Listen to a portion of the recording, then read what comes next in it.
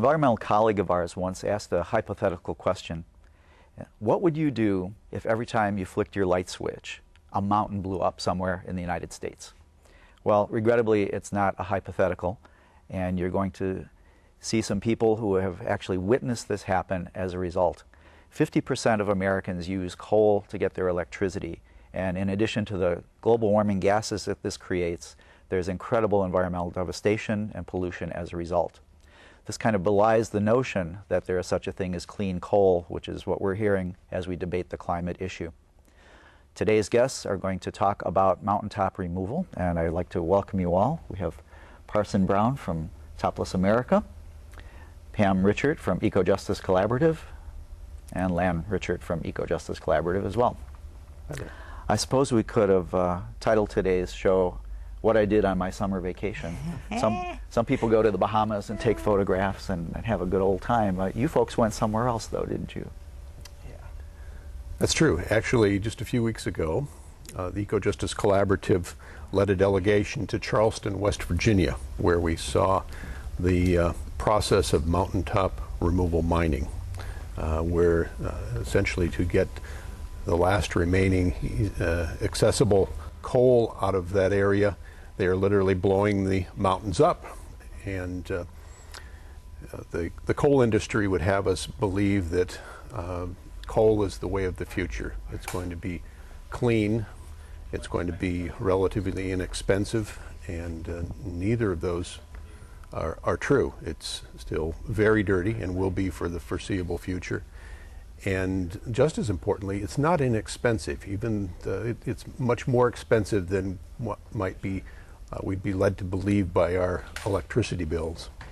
Mm-hmm. And mountaintop removal mining is one of the most vivid and profound ways you can see the cost environmentally, the cost socially. We took 11 folks to West Virginia on our delegation, representing 5 different organizations from the city of Chicago, including a city of Chicago alderman. We visited Caford Mountain, a 1,200-acre mountaintop removal site, and we also, courtesy of a group called South Wings, we took a flyover and saw many other locations where mountaintop removal mining is going on. Which we will let our viewers see a little bit later. Exactly. Let me back up a step. I probably should have started with this. You speak of we, and we have 2 of the groups that are we's here now.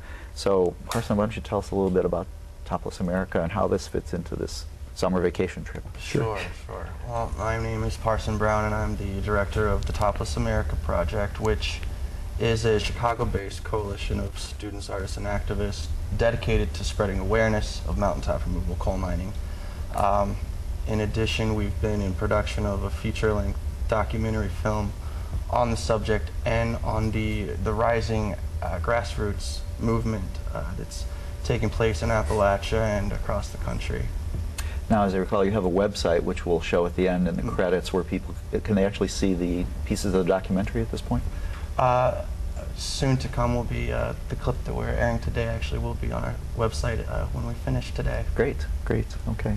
So you were one of the organizations involved at the trip, and the other was Eco Justice Collaborative, and Lan and I have been raising awareness around climate change for a couple years now. In fact, our organization really is about talking about the effects of U.S. policy, U.S. corporate interests, and U.S. lifestyles on our planet and the people and all creatures that inhabit the earth.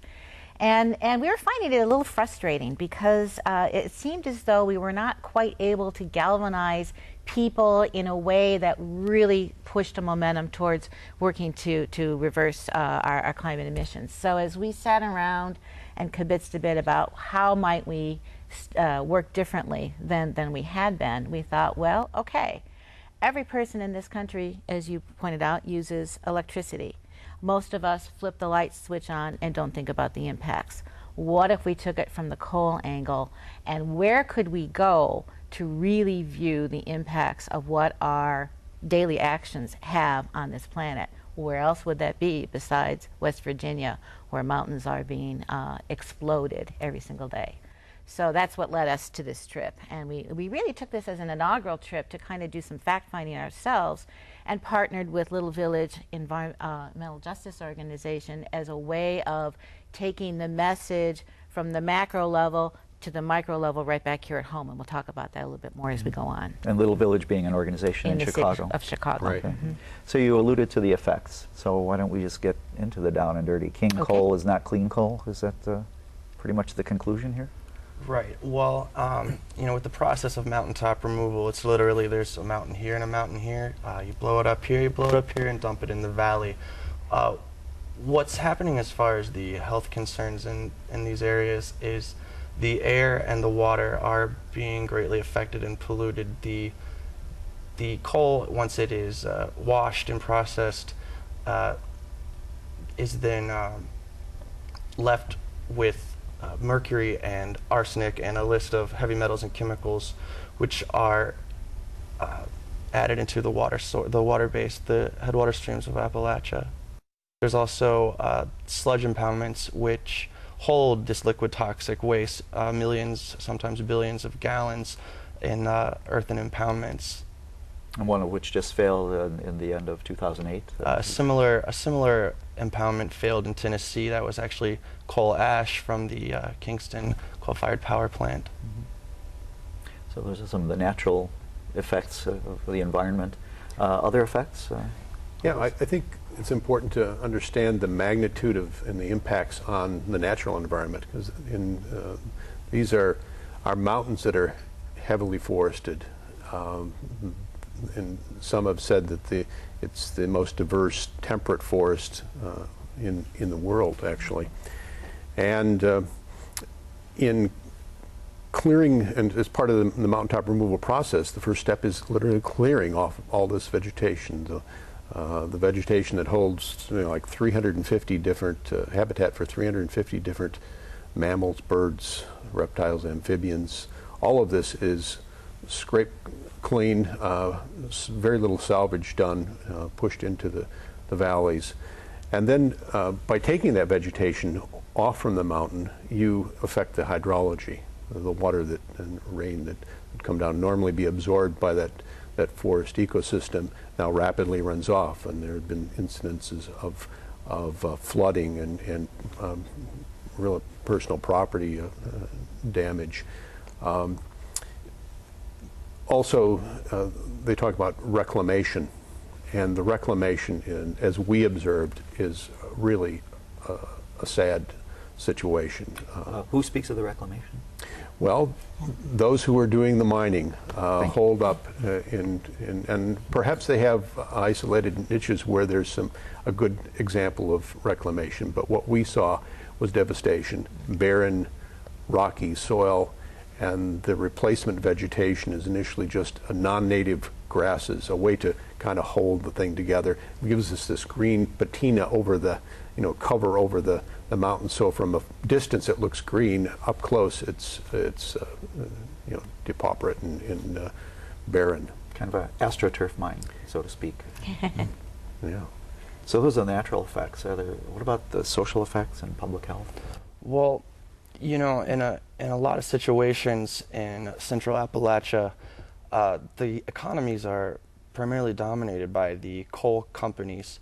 And as I mentioned, the rising movement against mountaintop removal is taking place and gaining momentum, but there's also counter activism where the pro-mining organizations are fighting for their jobs. So considering that there's not many other options for employment in these areas, it sort of has pinned people brother against brother in some of these communities.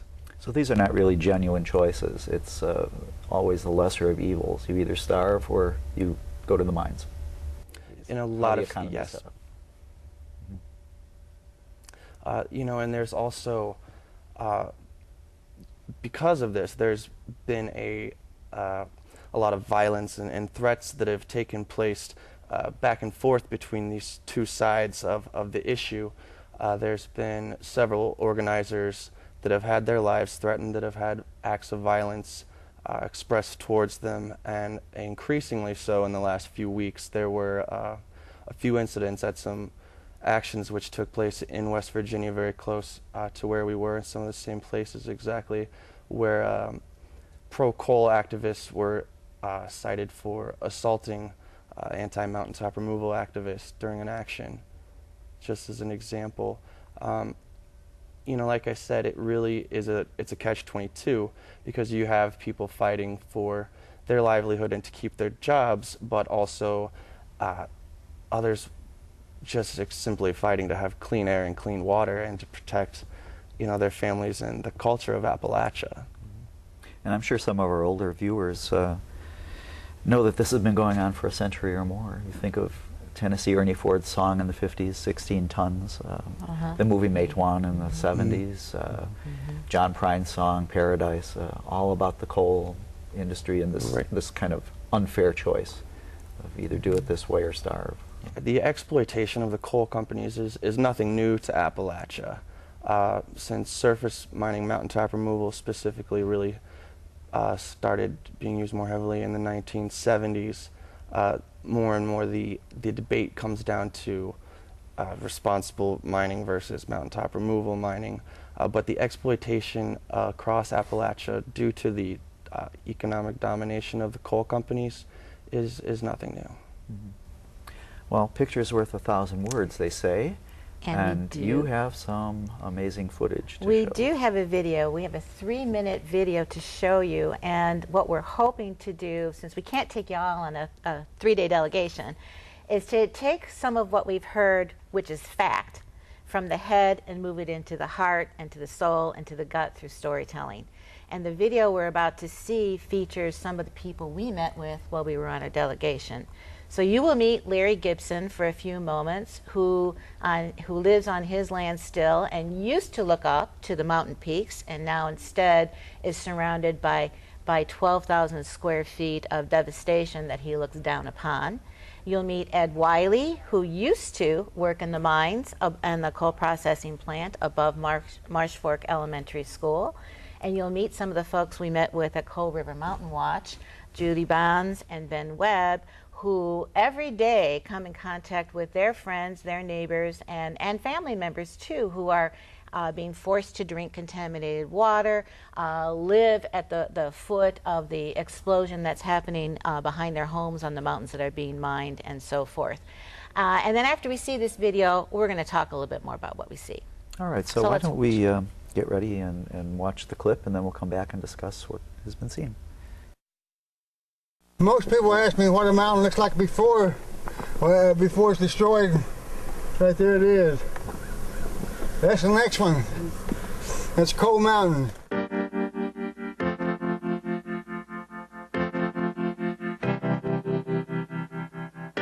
233 kids are dying. A large percentage of them are on breathing apparatuses because they're scrubbing plants less than 250 feet away from the school. I see what it does to my people.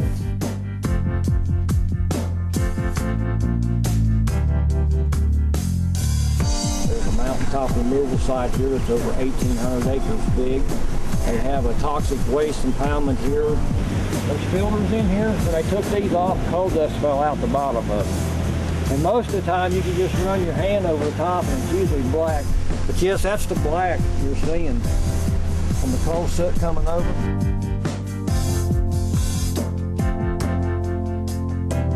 It's bad. It's way over the standards. Not just outside, inside that school too. What would you do if you'd been told that they have cancer? What would you have been told if they have symptoms of black lung disease? They actually take this sludge and pump it back up the mountain and store it in these big, large sludge dams. This is actually sludge from that, from this sludge dam. That's what this is. That actually came from that sludge dam right there. The other problem is, these kids go to this school. If that dam breaks, these kids are dead, and everybody else downriver from there is going to be dead.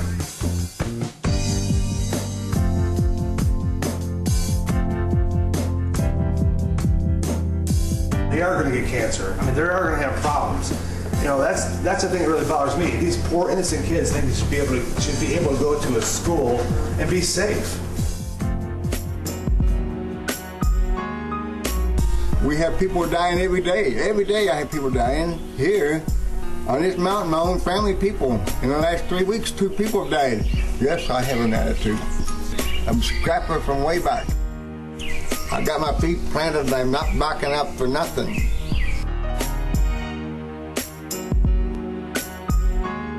What would it be for you? How far would you go to fight for it if someone came and forced their will on you? Anybody that can look at this and see that there's something not wrong here, there's something wrong with them.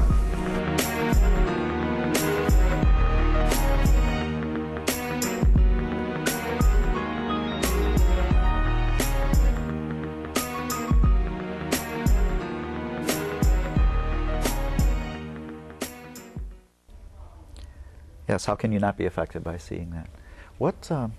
What's been the local response? I mean, we saw some brave people talk here, but generally speaking, what are the local responses to this? Well, it's like I said, it sort of is a catch-22. I don't think anyone necessarily wants to destroy the Appalachian Mountains, and I don't think that anyone necessarily wants to take away another person's job. That's certainly not the issue. But what puts them in this situation is having to choose how they're going to fight for their life. There's just been a lot of opposition back and forth in Appalachia, and that's what Topless America is trying to help, firstly by spreading the word beyond Appalachia, beyond the rural communities in the coal fields of Appalachia. We want to bring extraction of coal into the conversation all across America. So there's a Zen concept of the excluded third, neither this nor that.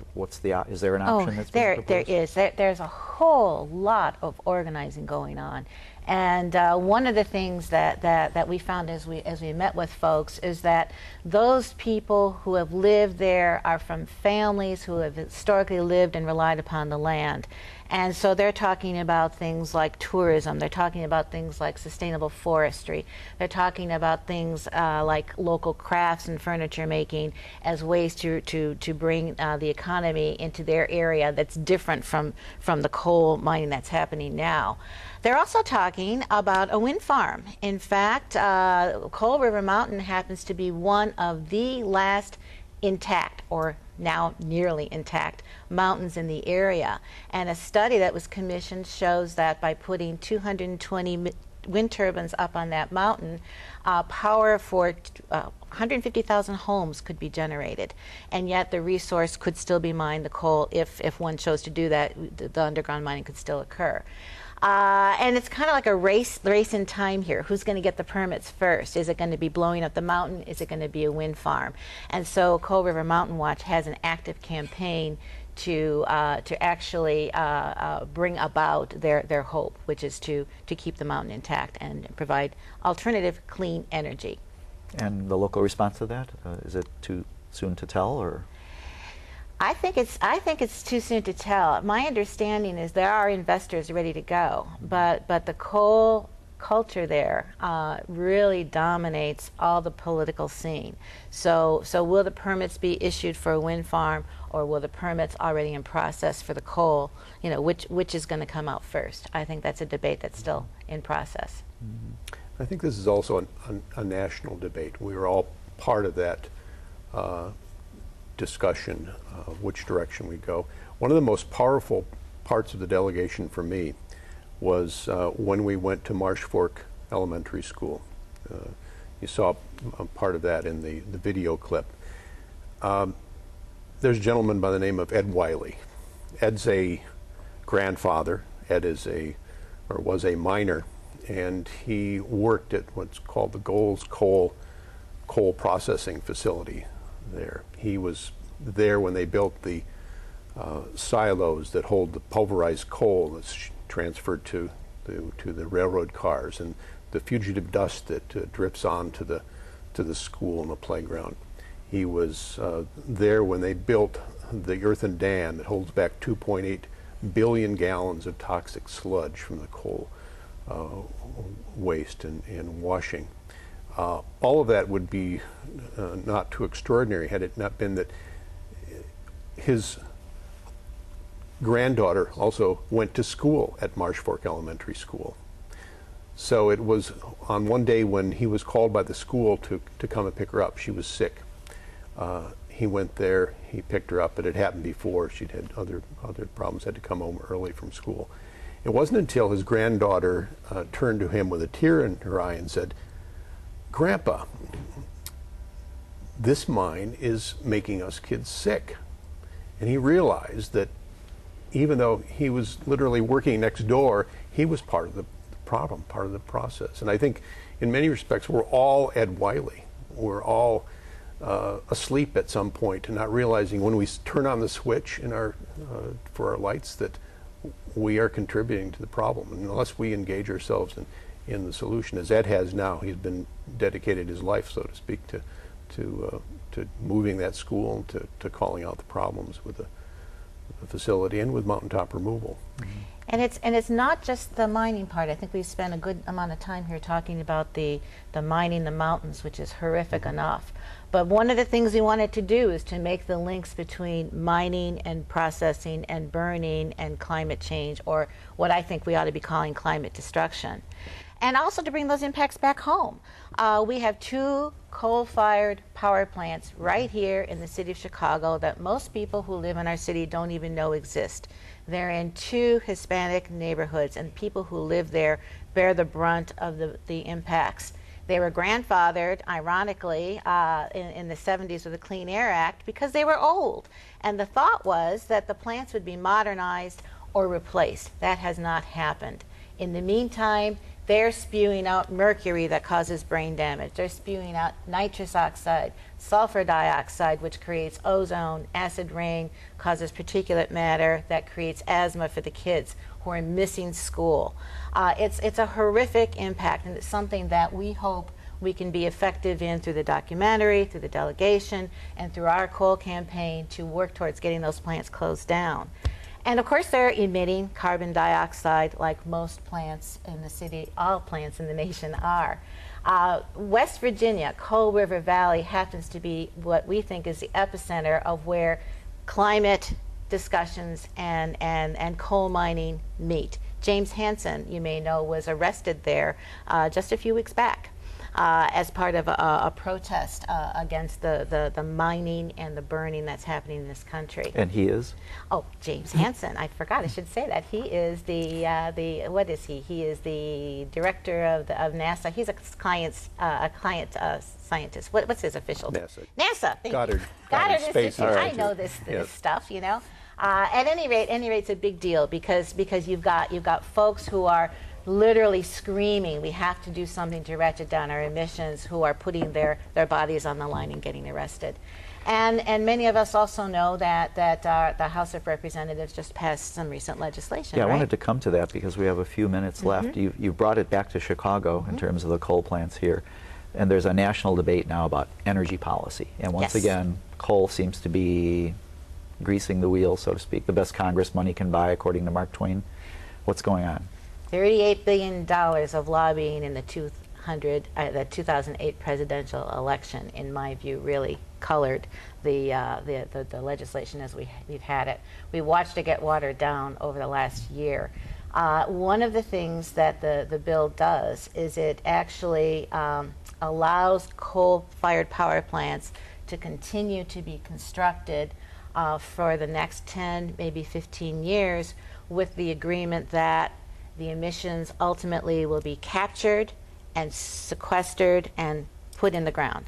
That technology doesn't exist. It is a technology that may never exist or be commercially viable at a scale at which it needs to be done. And so what this really does is it puts the green light back on for coal-fired power plants. Now, with a few minutes remaining, what should be done, in your opinion? Well, first of all, I think one of the most important things we can do as a nation is grasp onto the importance of energy conservation, reducing our consumption, using less electricity, and we can do that within a very short period of time. So we need to push for everything that we can to do that as a national policy.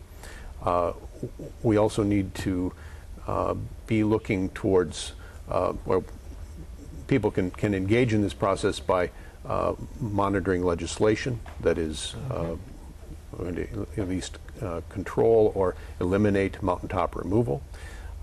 We're advocates for placing a moratorium on the construction of new coal-fired power plants. And Okay, well, all of this information can be found on our website. on your website, which we'll get to in a moment as we run the credits. So the real deal is national legislation, work locally, and contact you guys, I suppose. Yeah, become involved. All right. That's right. All right, I'd like to thank my guests for joining us today. You've been watching CAN TV Community Forum, a community service of CAN TV. Tune in to Community Forum for local issues and concerns every Saturday from 8 to 9 p.m. right here on CAN TV 21. I'm Dave Kraft, and I thank you for joining us. I thank you.